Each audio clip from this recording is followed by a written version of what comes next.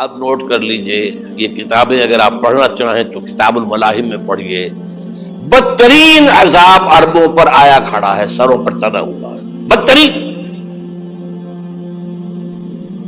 ایسی جنگ ہونی ہے الملحمۃ العظمی، جس کو کہ میں بھی آپ کو گواہی پیش کر دوں گا، جسے کہا گیا ہے دی لاسٹ کروسیڈ۔ بش نے بھی کروسیڈ کا لفظ بول دیا تھا، پھر واپس لیا اس نے۔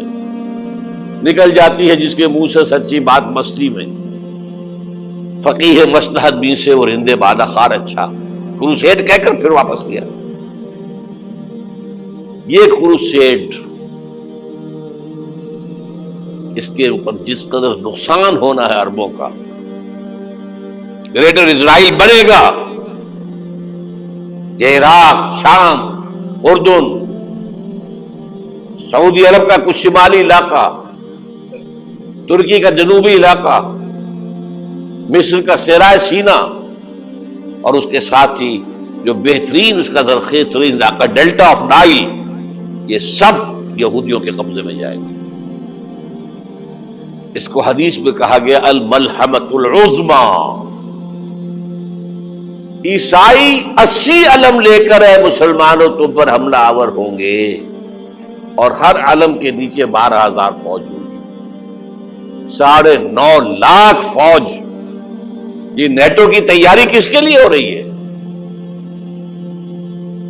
جب یو ایس ایس آر کا خاتمہ ہوا تو پوچھا گیا تھا نیٹو چیف سے، اب کس لیے؟ تمہارا وہ دشمن تو ختم ہو گیا، اب ہمیں اسلامک فنڈامنٹلزم سے نمٹنا ہے۔ وہ جانتے ہیں خطرہ یہی ہے،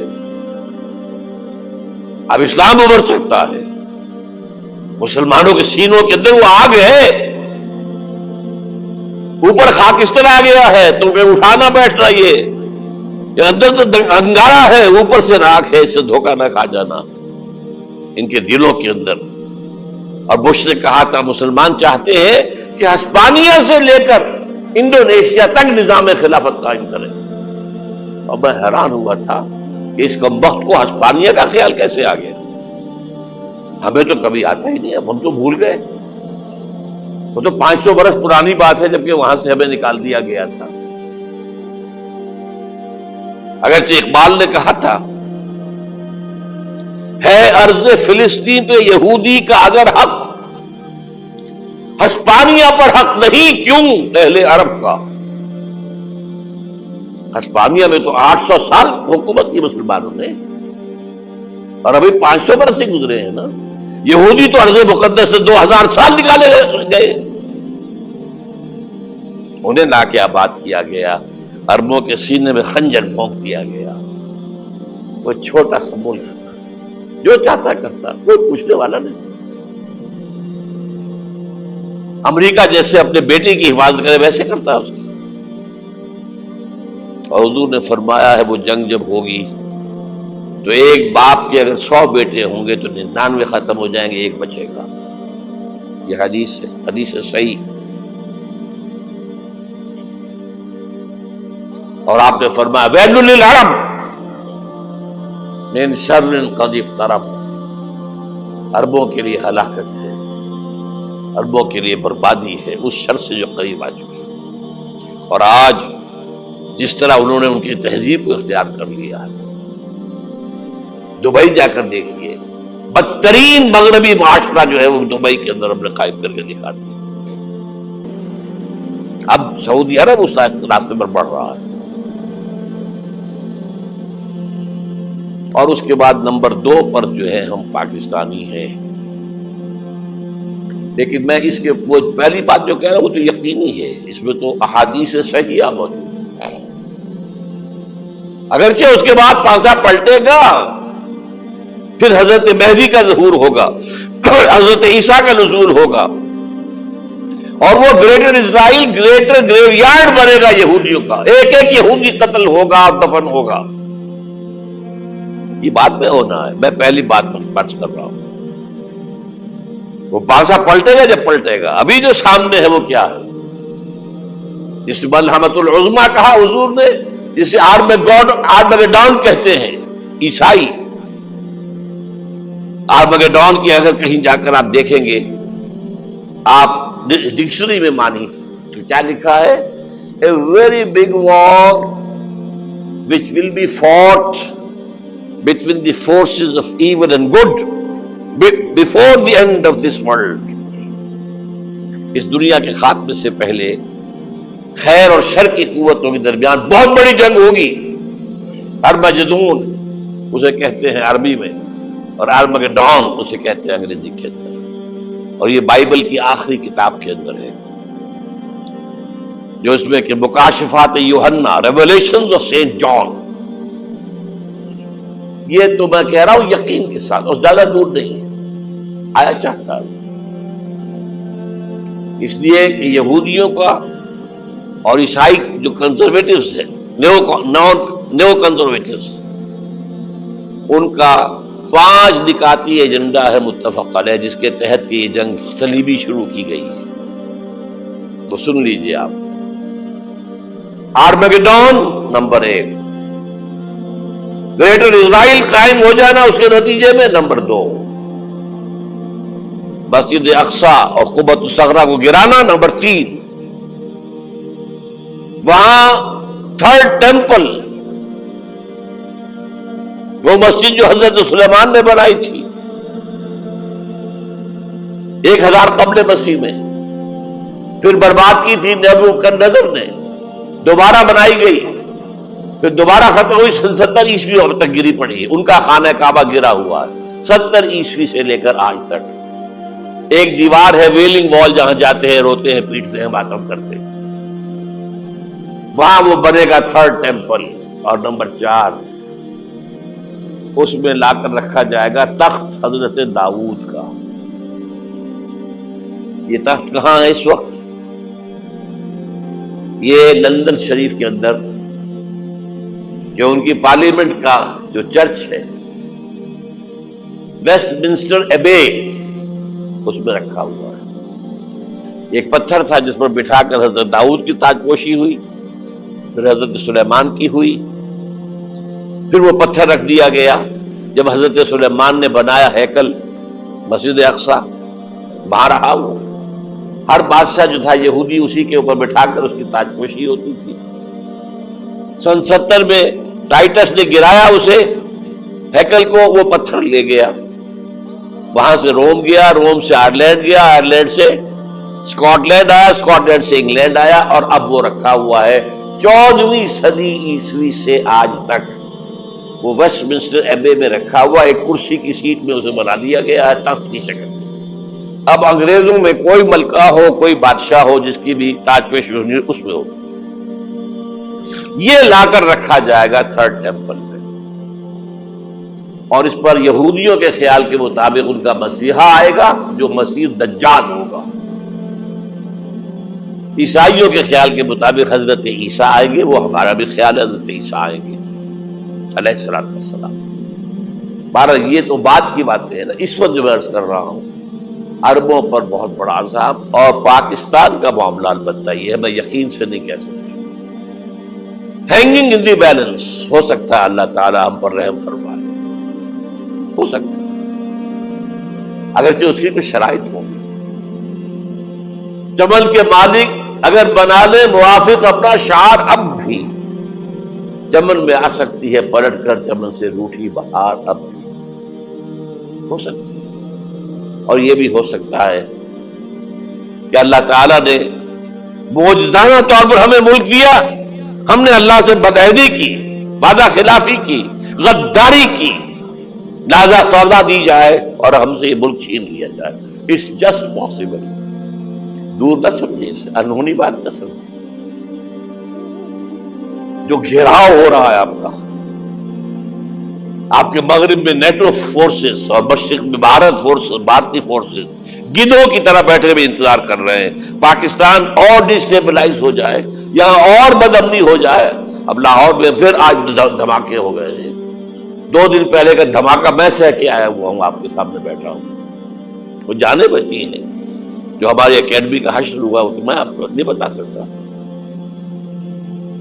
ये सारा क्यों हो रहा है? ताकि यहां बदअमनी हो जाए और हमें जवाब मिल जाए مغرب سے نیٹو فورسز داخل ہو جائیں، مشرق سے بھارتی فورسز آ جائیں اور ہمارے ایٹمی دانت توڑ کر اور پھر ہمیں بھارت کے سامنے ڈال دیا جائے، نو ڈو ایز یو لائک.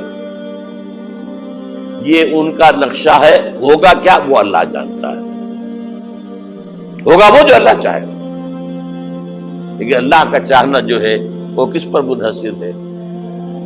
یہاں انقلاب برپا کرو، یہاں اسلام لاؤ. اگر دھندوں میں لگے رہو گے تو وہ خود بخود نہیں آ جائے گا انقلاب. صحابہ نے جانیں دی تھی، کتنی تکلیفیں اٹھائی تھی. 12 برس تک مکی دور کے اندر با نشہ درویشی در ساز و دمادم زن، جو پختہ شبی خدرا بر سلطنت جم سن. یوم طائف یاد ہے جو حضرت عائشہ فرماتی ہے کہ میں نے پوچھا تھا حضور سے کہ یوم احد سے زیادہ سختی بھی آپ پر کبھی آئی؟ یوم احد پر کیا ہوا تھا؟ تلوار کا وار پڑا تھا آپ کے چہرہ مبارک.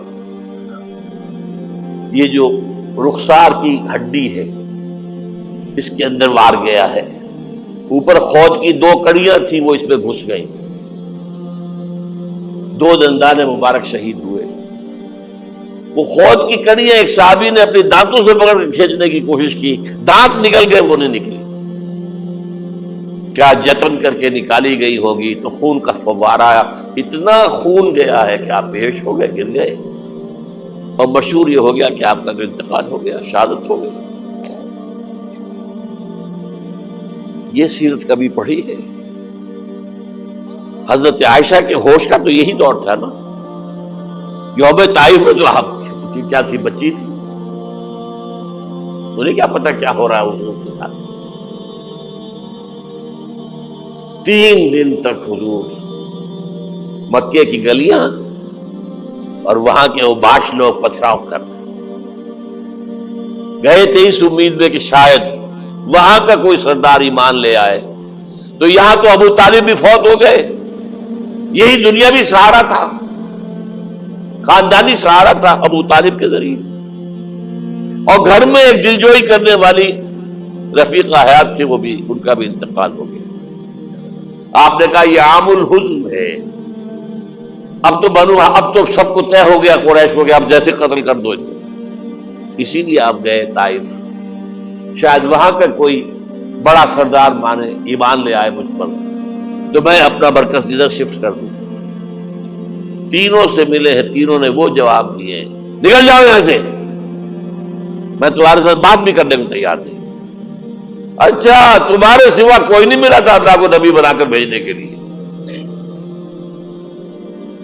دیکھو جاؤ، میں بات نہیں کرنا چاہتا، ہو سکتا ہے میں بے عزتی کر بیٹھوں، واقعی تم اللہ کے نبی ہو تو میں مارا جاؤں گا. جاؤ جاؤ جاؤ.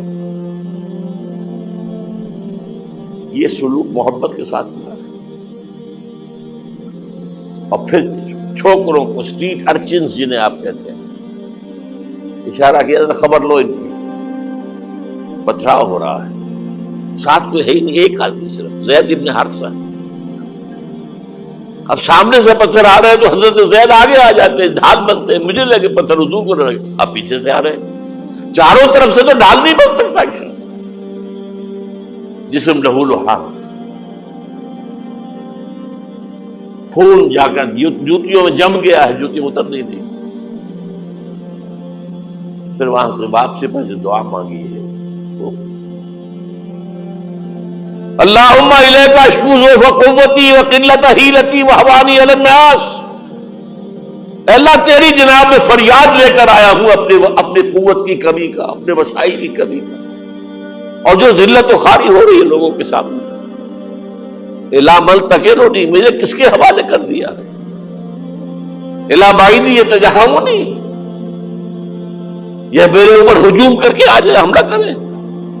اور عدو من لگتا ہمرے، یہ دشمن کے حوالے میرا معاملہ کیا ہے، جو چاہے کرتے وہ. لیکن پھر عبدیت غالب آتی ہے. ان لم یکن علی غضبک فلا ابالی. اللہ اگر تو ناراض نہیں ہے تو مجھے کوئی پرواہ نہیں.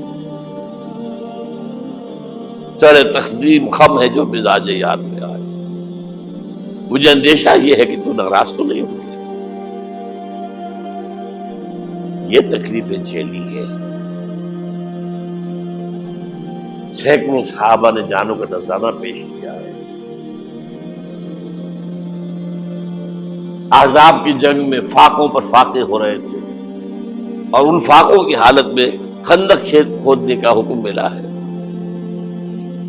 لوگوں کی کمریں دوہری ہو رہی ہیں، پتھر باندھے ہیں اپنے پیٹوں سے، اپنے چادروں کے ساتھ کس کر کمر دوہری نہ ہو جائے. اور جب صحابہ کدالیں چلا رہے ہیں تو کیا کہہ رہے ہیں؟ نحن الذین بایعوا محمدا علی الجہاد ما بقینا ابدا اللہم لا عیش الا عیش الاخرہ. صحابہ کہتے تھے ہم وہ لوگ ہیں جنہوں نے محمد سے بیعت کی ہے کہ جہاد کرتے رہیں گے جب تک جان میں جان نکل جائے تو بات اور جان ہے، چاہے ابھی بھوک سے کمر دوڑی ہوئی جا رہی، جان تو ہے. اور ایک دفعہ کہتے تھے اللہم لا عیش الا عیش الاخرہ، اے اللہ عیش زندگی تو آخرت کی زندگی ہے. اور حضور فرماتے تھے، حضور کے بیٹھے ہوئے نہیں تھے گاؤں تکیہ لگا کر، پتھر اٹھا اٹھا کر خندق میں سے لے جا کے باہر پھینک رہے تھے. جب صحابہ کہتے ہیں اللہم لا عیش الا عیش الاخرہ، حضور فرما رہے ہیں فاغفر الانصار والمہاجرہ، اے اللہ ان انصار اور مہاجرین کی مغفرت فرما دو. پھر حضور کی خدمت میں کچھ لوگ آئے، حضور اب یہ فاقہ ناقابل برداشت ہو گیا، دیکھیے ہم نے یہ پتھر باندھے ہوئے اپنے پیٹ کے ساتھ. حضور نے کرتا اٹھا کر دکھایا، وہاں 2 پتھر بندھے ہوئے. یہ ہے سیرت النبی. آپ کس چیز کو سیرت النبی سمجھتے ہیں؟ بہرحال اس موضوع پر میری ایک کتاب ہے منہج انقلاب نبوی، یہ انقلاب کیسے آیا تھا. اگر دل میں ذرا بھی آرزو پیدا ہو گئی ہو کہ اللہ قبول کر لے مجھے قبول کر لے اس کام کے لیے، تو وہ کتاب آپ کے لیے مسٹ